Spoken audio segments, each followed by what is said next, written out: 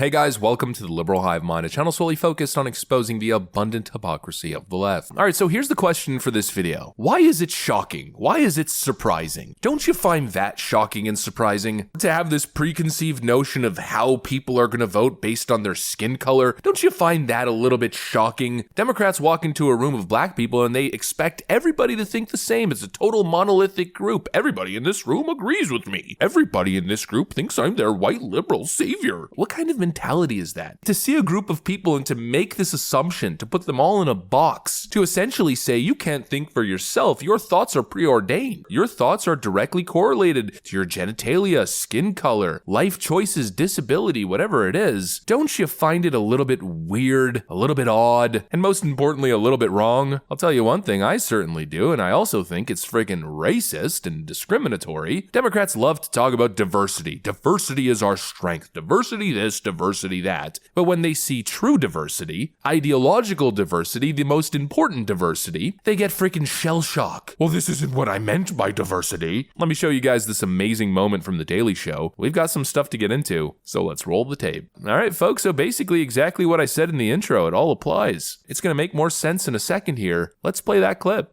Okay, so who will you be voting for in 2024? Daryl.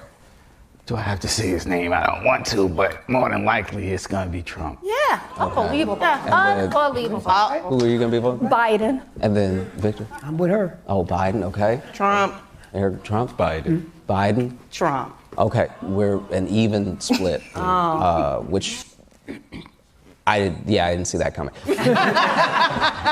So do you think there's going to be a big shift, any sort of change? I think it's going to be a big shift. Me too. Big shift? Yes. Big Really? Okay. For me, I've always been a Democrat, and it's like for the most part with the Democratic Party, they always make a bunch of promises that they can't deliver. You know, they use the issues of the African American community as a soapbox to stand on and make promises, you know, just to get us to come out and vote. And then once we vote and everyone's in place, it's like, well, what happened? Oh, I have to admit I was shocked. Why is it shocking that out of a group of 6 black folk, 3 of them would think differently? The standard is warped, it's weird. You go to almost any other group and you ask them that same question, for the most part, it's gonna be 50-50. Politics in general tends to be 50-50. In a general election sense, if somebody's getting elected with 70+% of the vote, well then it's probably high time to start questioning democracy in that instance. That's what happens when leaders are installed in communist nations. For the most part, politics tends to be 50-50. People split naturally into groups of half, at least in the 2-party political system. If you're given 2 options between Party A and Party B, or Leader 1 and Leader 2, for the most part in a general election sense, the results tend to be in the 50 to 40s, 54 to 46%, you know, something along those lines, sometimes 51.5% to 49.5. That's the baseline, that's the expected statistical standard, but for some reason, with black people, we gotta expect the 90 to 10 they vote for one party. Something is not healthy about that, and the expectation, the cultural element of it, is frankly what I find most disturbing, and especially the whole surrounding conversation. What we should be talking about are policies. Are you better off? How's your life? How you doing, bro? How you doing, sis? Is everything okay with you? How's the economy? How's your neighborhood? Do you feel like you're getting value for your taxes? These are the conversations we should be having. But instead, the Democrats have reduced it to, you're black, go in that line. It's frankly insulting. They think that they can think for you. They're going to program thoughts into your brain. They're going to control your algorithm. They're going to control your culture, your celebrities, and you're just going to fall in line. Well, no longer is that the case. Black people are waking up like never before. Joe Biden's pulling anywhere from 50 to 65% of the black vote. That's 30 to 40% less than expected. And while Democrats are shocked, and frankly it seems as though they're almost insulted, they feel betrayed, to everybody else it just makes sense, because black people, well, they're people like anybody else. I know, shocking to you Democrats who love to compartmentalize groups and really focus on the differences of everybody. At the end of the day, we all bleed red. There's nothing shocking about this. We all go to the same gas stations and pump up the same gas. We all go to the same grocery stores and buy the same bacon. And you know, just a thought, considering we all essentially have the same issues, don't you think we ought to be focusing on what unites us, what's common between us, rather than what differentiates us and what separates us and divides us? I know it's a totally crazy concept, but Democrats have played this game of identity politics, they've committed to it, and now it seems as though they're stuck in a situation where they don't know what to do anymore. The boy who cried racism is no longer working, or rather the political party that cried racism, that labeled literally everything racism. Everything's a racist threat, everything's a fascist threat. Well, it seems like the divisive identity politic tactics of old are no longer carrying the weight that they once did. Black voters are waking up like never before. In fact, all voters and a lot of Democrat voters, see, that's what Democrats aren't understanding. Democrats are learning a key lesson here, that playing divisive identity politics isn't some magical tool that can be used and abused, guaranteeing you and your friends indefinite political power with just a couple easy manipulation tricks. People want policy, not just ideology. Ideology is fine and dandy during times of excess and times of prosperity, but when shit hits the fan, you need to actually have a message. And Democrat voters are saying resoundingly that whatever the Democrats are offering right now, well, it's just not a product they're interested in. Saying, young voters, show up and vote because it matters, isn't enough anymore. You have to provide the why. Why does it matter? Saying, black voters, show up and vote for us, or you ain't black, again doesn't provide the why. Why, Joe Biden? Why ain't I black if I don't vote for you? Please explain. There's no why, and people are realizing that. In other words, they're realizing that Democrat rhetoric, Democrat electoral platforms are all talk and no actual substance. It's all freaking smoke and mirrors. They're realizing that the goods aren't being delivered, as was suggested in the earlier Daily Show clip. People are realizing that Democrats are saying a whole lot and then never actually delivering. Democrats are saying they're going to do this, that, and the other, and then fast forward 4 years to the next election cycles, it's the same promises, recycled for another season. People are waking up. I mean, just take a look at voter registration change on a state-by-state basis for the month of June. Look at these numbers. Republicans are making gains like never before. Democrats are seeing a huge outflow of voter registrants. The whole Democrat power structure is falling apart, and Democrats, frankly, are failing to provide the proper structural support to keep the whole thing standing. They need to be in here quick, convincing voters that they're the real deal, and most importantly, that Joe Biden's up for the job and that he's going to deliver in terms of what their priorities are. But obviously, that's never going to happen. Joe Biden's latest event went just as expected.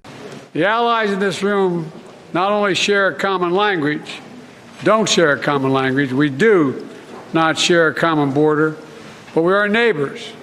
We're neighbors. He's not even speaking our language as he talks about a common language that we share with our supposed allies, but we don't actually, but we do, but we don't share a common border, but we're actually neighbors. I actually don't even know what this guy's saying. Anyways, the point is, they're supposed to be patching up the hull, and this is what they're doing. This is the repair job. It's not convincing anybody, and no amount of big hype about a big boy press conference is going to change that. Big boy press conference. Big boy press conference. A big boy press conference. Hold a press conference, a big boy press conference. Press conference, I guess a big boy press conference is what we're calling it? The press conference, the big boy press conference. I think y'all are planning to have. Gives his press conference, his big boy press conference. According to two sources, before cabinet meetings that the president attends, cabinet officials will submit their questions and talking points, key talking points and bullet points that they plan to present to the president in these closed-door meetings.